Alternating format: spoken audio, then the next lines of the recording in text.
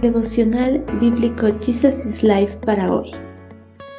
Capítulo 12 del libro de Primera de Crónicas. Bienvenidos. La gran causa cristiana. Día tras día más hombres se unían a David hasta que llegó a tener un gran ejército, como el ejército de Dios. Todos deseaban que David fuera el rey en lugar de Saúl, tal como lo había prometido el Señor. Todos estos hombres llegaban a Hebrón en orden de batalla, con el único propósito de hacer rey a David sobre todo Israel. En realidad, todos en Israel estaban de acuerdo en que David debía ser su rey.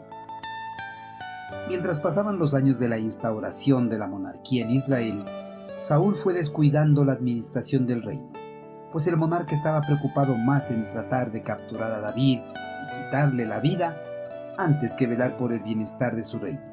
Saúl, al enterarse de que el eterno Creador había ungido a David como el siguiente monarca del pueblo hebreo, quería deshacerse a como dé lugar del hijo de Isaí, y así conservar el trono para su dinastía. En los últimos años del reinado de Saúl, el pueblo hebreo estaba listo para un añorado cambio en la administración del reino, ya que durante el liderazgo de Saúl, el pueblo había sufrido mucho. David había empezado su gobierno sobre la tribu de Judá, gobernó 7 años desde Hebrón. En este período de gobierno, el resto de las tribus de Israel habían visto con agrado la forma en que gobernaba el hijo de Isaí y desearon que él sea el gobernante de todas las tribus. Bajo el gobierno de David, la tribu de Judá había prosperado en gran manera, ya que el monarca gozaba del favor de Dios. Esa prosperidad llamó la atención del resto de las tribus y desearon esas bendiciones para ellos también. Durante los 7 años de gobierno de David, poco a poco los guerreros de Israel fueron presentándose ante el monarca para prestar sus servicios a su ejército. Algunos guerreros de Israel, convencidos del estado desesperado de los asuntos de Saúl, lo abandonaron y resolvieron transferir su lealtad a David y ser parte de su ejército. Otros fueron atraídos debido al testimonio personal de David, otros por la reputación de sus grandes guerreros y las noticias de sus grandes victorias sobre sus enemigos.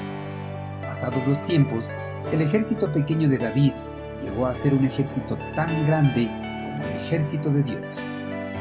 Los guerreros de Simeón, Leví, Benjamín, Efraín, media tribu de Manasés, Isaacar, Zabulón, Neptalí, Dan, Aser y las tribus del este del Jordán, Rubén, Gad y la otra mitad de Manasés, poco a poco dieron apoyo para que se reconozca y se proclame a David como monarca del pueblo hebreo y se hiciera conforme a la palabra del eterno Creador. En verdad, fue el Señor quien había hecho rey a David. Estas tropas simplemente se reunieron para demostrar su fe en la palabra de Dios. Tras esta proclamación, el pueblo estaba tan eufórico, contribuyó abundantemente a la celebración. Ahora que Israel estaba unido en torno al rey que Dios había establecido, hubo mucho regocijo.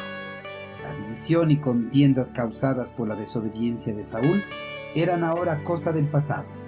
Israel hallaría una prosperidad nueva bajo su piadoso rey pastor.